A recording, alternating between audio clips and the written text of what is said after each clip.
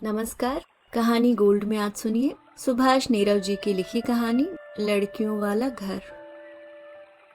Mrs Sharma ने कब सोचा था कि किराए का मकान छोड़ सरकारी मकान में आने की खुशी इतनी जल्दी पंख लगाकर फुर हो जाएगी।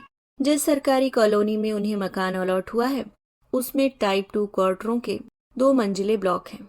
ये क्वार्टर बाबू किस्म के लोगों को आवंटित है। वैसे इनमें असली मालिक कम, किराएदार अधिक हैं। उनके क्वार्टर और मेन रोड के बीच एक पतली पक्की सड़क है जिस पर मेन रोड पर चलने वाले ट्रैफिक से भी अधिक गति में बाबू लोगों के स्कूल कॉलेजी लड़के कावासाकी और हीरो होंडा दौड़ाते फिरते हैं। पलक झपकते जाने किधर से आते हैं और पलक झपकते ही फुर हो जाते हैं। आए दिन दुर्घटनाएं मेन रोड से अधिक इसी पतली सड़क पर होती है। लेकिन मिसेस शर्मा की चिंता का कारण यह नहीं है बल्कि कुछ और है। मेन रोड पर एक बस स्टॉप है। यह बस स्टॉप ठीक 21 नंबर के सामने और 21 नंबर में रहता है शर्मा परिवार, यानी मिस्टर शर्मा, उनकी पत्नी Mrs Sharma, BA first year और हायर सेकेंडरी में पढ़ती उनकी 2 लड़कियां और 8वीं कक्षा में पढ़ता एक लड़का। दिन चढ़ने से लेकर रात 9-10 बजे तक बस स्टॉप पर एक जमघट सा लगा रहता है। 15-20 लोग हर समय बसों के इंतजार में खड़े रहते हैं। सुबह शाम इस संख्या में वृद्धि हो जाती है। घर का दरवाजा खोलो या खिड़कियां, बस स्टॉप पर खड़ा एक एक आदमी देख गिन लो। मिसेस शर्मा की परेशानी और चिंता स्वाभाविक है। घर में जवान लड़कियां हैं। जब देखो बस स्टॉप पर खड़ा कोई न कोई इधर ही घूरता मिलता है। बैठने उठने की थोड़ी सी जगह मेन रोड की ओर ही है। घर के सामने छोटा सा जमीन का टुकड़ा है जिस पर कहीं कहीं घास उगी है। इस टुकड़े को 21 नंबर वाले लॉन की तरह इस्तेमाल करते हैं। अब लड़कियां भी क्या करें, हर समय कमरों में बंद तो रहा नहीं जा सकता। खुली हवा में सांस लेने के लिए खिड़की दरवाजा खोल ही बैठती हैं। दोपहर के समय जब लड़कियां स्कूल कॉलेज से लौटती हैं, कुछ लड़कों की सूरतें बस स्टॉप पर रोज ही दिखाई देने लगी हैं। मिसेस शर्मा मन ही मन कुड़ती हैं और बुदबुदाती हैं, नास पीटे कैसे दीदे फाड़ फाड़ कर देखते हैं।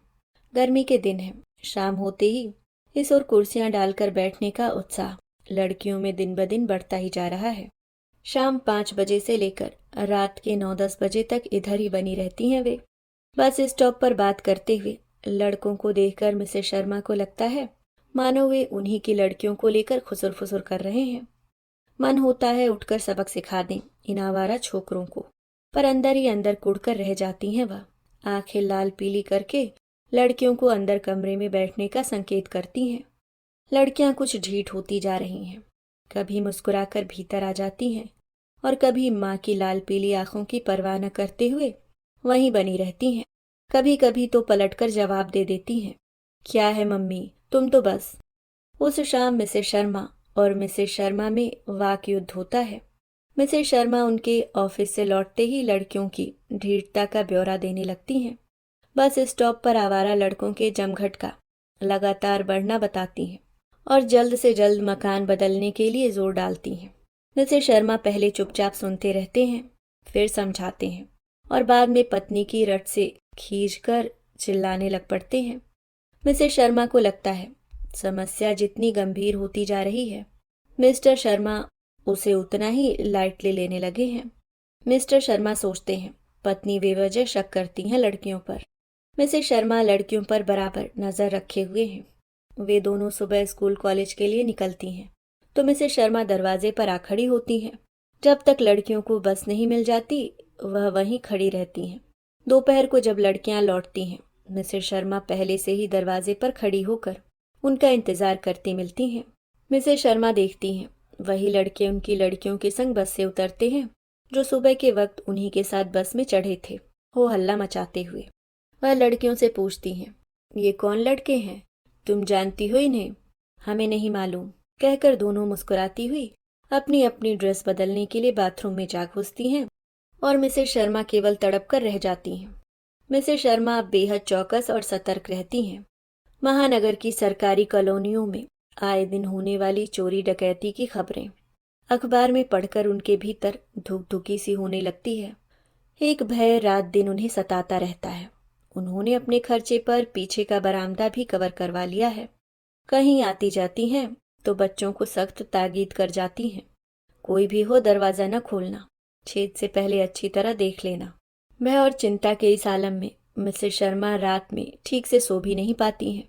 तरह तरह की आशंकाएं मन में उठती हैं और उनका रक्तचाप बढ़ा देती हैं। इससे तो किराए के मकान में ही अच्छे थे, वह सोचती हैं। जाने कैसे तो सरकारी मकान का नंबर आया, वरना रिटायरमेंट में जब कुछ वर्ष शेष रह जाते हैं तब जाकर कहीं अलॉट होता है मकान।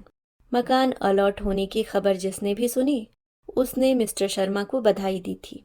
ऑफिस के लोगों ने पार्टी भी ली। बोले, मिस्टर शर्मा लकी हो, मकान अलॉट हुआ भी तो सेंट्रल एरिया में।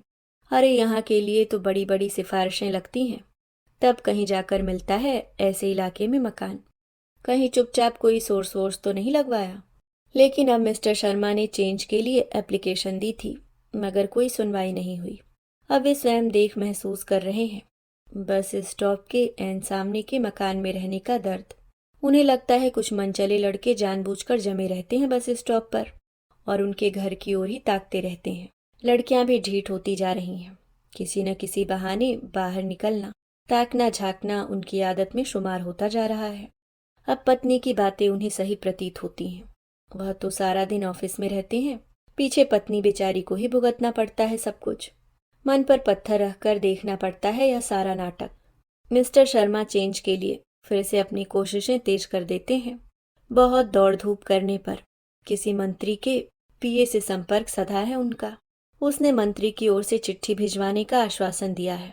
मिस्टर शर्मा बराबर उससे मिलते रहते हैं, हफ्ते 10 दिन के बाद। और जिस दिन मंत्री की ओर से चिट्ठी गई उस दिन से वे बहुत खुश थे। मिसेस शर्मा भी। अब तो काम हुआ ही समझो। मंत्री की बात थोड़े ही टाल सकते हैं, लेकिन यह खुशफहमी जल्दी ही टूट गई। महीने भर में ही उनका आवेदन पत्र रिग्रेट हो गया। मिसेस शर्मा उदास होकर बोली, तो क्या रिटायरमेंट तक यहीं रहना पड़ेगा? तब तक कुछ न कुछ जरूर हो जाएगा। मिस्टर शर्मा खामोशी ओढ़े रहते हैं। बोलें भी तो क्या बोलें, उन्होंने अपनी ओर से पूरी कोशिश की थी। माँ बाप का कोई पुश्तैनी मकान तो इस महानगर में है नहीं कि छोड़ छाड़ कर चले जाएं वहाँ। अब तो रहना ही होगा यहीं। मिसेस शर्मा चाय बना लाती हैं और मिस्टर शर्मा को प्याला थमाकर खुद भी उनके समीप ही बैठ जाती हैं। एकाएक उन्हें कुछ याद हो आता है। वह आगे झुककर मिस्टर शर्मा को बताती हैं धीमे स्वर में, तुम्हें पता है 3 नंबर वालों की लड़की ने 31 नंबर वालों के लड़के से कोर्ट मैरिज कर ली है। मिस्टर शर्मा चुपचाप चाय पीते रहते हैं। उनके चेहरे पर न उत्सुकता है न विस्मय की लकीरें। मिसेस शर्मा उनकी कोई प्रतिक्रिया न पाकर कुछ देर के लिए मौन हो जाती हैं, पर उनके दिमाग में फिर कुछ कौंधता है और वह लगभग खुश सी होती हुई कहती हैं, सुनो जी, हम ऐसा न करें कि यह मकान किराए पर चढ़ा दें और खुद कहीं और किराए पर रहें। पागल हो गई हो क्या? मिस्टर शर्मा अपना मौन व्रत छोड़कर तोप की तरह दग पड़ते हैं। जानती हो कितनी रिस्की है यह। किसी ने शिकायत कर दी तो लेने के देने पड़ जाएंगे। सहसा उन्हें अपने ऑफिस के बिहारी लाल की याद हो आती है। बिहारी लाल ने अपना पूरा मकान किराए पर दे रखा था। किसी की शिकायत पर स्टेट ऑफिस वालों ने एक दिन छापा मार दिया। बिहारी लाल दौड़ा दौड़ा फिरा। कितने ही दिन उसके खिलाफ अनुशासनात्मक कार्रवाई हुई। मकान तो छीना ही, साथ ही उसे जब से मकान अलॉट हुआ था तब से यानी 4 साल का मार्केट रेट भी चुकाना पड़ा था। मिसेस शर्मा ने अपनी चाय खत्म करते हुए कहा, अरे कुछ नहीं होगा, तुम तो खामखा डरते हो। यहाँ क्या सभी अपने अपने मकानों में रहते हैं? हर ब्लॉक में 2-4 घर को छोड़कर सभी किराए पर हैं। तो क्या मैं ऐसा हरगिज नहीं करूँगा। मिस्टर शर्मा खाली चाय का प्याला नीचे रखते हुए अपना फैसला सुना देते हैं। एक शाम तो हद हो गई। मिसेस शर्मा अंदर किचन में थी और लड़कियां लॉन में कुर्सी डाले बैठी थीं। पास ही छोटा भाई खेल रहा था। तभी कागज का एक रॉकेट उनके बीच आकर गिरा। लड़कियों ने बस स्टॉप की ओर मुड़कर देखा तो कुछ लड़के खिलखिलाकर हंस पड़े। एक लड़के ने मुंह में उंगलियां डालकर और अपनी दाईं आंख दबाकर सीटी भी बजा दी। बदतमीज कहकर लड़कियों ने उधर से नजरें हटाईं तो एक और रॉकेट हवा में उड़ा और उनके ऊपर आकर गिरा। एकाएक बड़ी लड़की उठी और बस स्टॉप की ओर बढ़ी। पीछे पीछे छोटी भी चल दी। लड़का तुरंत अंदर जाकर मम्मी को बुला लाया। मिसेस शर्मा ने बाहर आकर देखा, बड़ी लड़की ने एक लड़के का कॉलर पकड़ रखा था और छोटी लड़की चप्पल से उसे पीट रही थी। तेरी माँ बहन नहीं है क्या बेशर्म? कागज के रॉकेट मार रहे थे तेरी और तेरे यारों की तो। मिसेस शर्मा ने दौड़कर लड़कियों के हाथों से लड़कियों को छुड़ाया और धमकाते हुए बोली, जा भाग जा यहाँ से, नहीं तो 2-4 मैं भी लगाऊंगी। लड़का मुंह लटकाए वहां से खिसक गया। अन्य लड़के पहले ही इधर उधर हो लिए थे। बस स्टॉप पर खड़े लोग घेरा बनाकर खड़े थे। मिसेस शर्मा लड़कियों के संग घेरे से निकलकर अपने घर में आ गईं। दिल उनका धक धक कर रहा था, लेकिन भीतर ही भीतर खुश भी थी। लड़कियों से ऐसी उम्मीद कतई नहीं थी उन्हें। ये रूप तो उन्होंने पहली बार ही देखा था। उनका सर गर्व से ऊंचा हो गया। मिस्टर शर्मा तो किस्सा सुनकर उछल से पड़े। क्या मेरी बेटियां इतनी बहादुर भी हैं? उस शाम मिस्टर शर्मा को चाय बहुत अच्छी लगी। रात को सोते वक्त मिस्टर शर्मा ने पत्नी से कहा, हमारी लड़कियां ऐसी वैसी नहीं हैं जैसा कि तुम अब तक समझी बैठी थी। वो तो ठीक है, मिसेस शर्मा बोली, पर इन बदमाश छोकरों का क्या भरोसा। लड़कियां स्कूल कॉलेज बस से अकेली आती जाती हैं, कल कोई और ही मुसीबत न खड़ी कर दें। अरे कुछ नहीं होगा, इन नए नए जवान हो रहे छोकरों में इतना साहस कहाँ। मिस्टर शर्मा ने कहा, जब तक लड़कियां चुप रहती हैं वे उछलते फिरते हैं। जहां लड़कियों ने भरी भीड़ में इनकी बेइज्जती की, बस सारी आशिकी फुर हो जाती है। फिर भी यह मकान ठीक नहीं है। मिसेस शर्मा पुराने मुद्दे पर आ गई। चोर उचक्कों का डर बना रहता है यहाँ। अरे भगवान, चोर उचक्कों का डर कहाँ नहीं है आजकल, मिस्टर शर्मा ने समझाते हुए कहा। बस जरा सतर्क और होशियार रहने की जरूरत है आज के जमाने में। बातों बातों में मिसेस शर्मा की कब आंख लग गई, मिस्टर शर्मा को पता ही नहीं चला। दास बाबू के बच्चे का जन्मदिन था। मिस्टर शर्मा दफ्तर से छूटकर अपने कुछ सहकर्मियों के संग सीधे दास बाबू के घर चले गए थे। दास बाबू पहले मिस्टर शर्मा के दफ्तर में ही थे, आजकल दूसरे मंत्रालय में डेप्यूटेशन पर हैं। दास बाबू को भी सरकारी मकान अलॉट है। उनका मकान नीचे का ही नहीं, कोने का भी है। 3 तरफ खुली जमीन को उन्होंने खूबसूरत लॉन में बदल रखा है। पटरंज और मेहंदी की ऊंची ऊंची बाड़ से लॉन को कवर कर रखा है। पार्टी से लौटकर मिस्टर शर्मा रात भर कुछ सोचते रहे। अगले दिन जल्दी उठ गए, जबकि इतवार का दिन था। छुट्टी के दिन वह 9-10 बजे से पहले कभी नहीं उठते। बाहर निकलकर मिस्टर शर्मा काफी देर तक घर के सामने की जमीन के टुकड़े को देखते रहे।